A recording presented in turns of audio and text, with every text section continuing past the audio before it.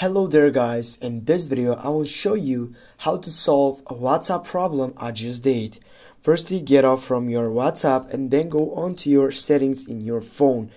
Go for settings and then by scrolling down you're gonna find out the setting what we'll need for. But if you don't wanna waste your time, just get up and on the search box type for date and go for the search time. Now it says date and time, go for that selection, and as you can see here you have two options which are turned on. You need to make sure that the first option, use network provided time, is turned on. When this is turned on, the solving system is becoming truly to success and everything needs to be fine.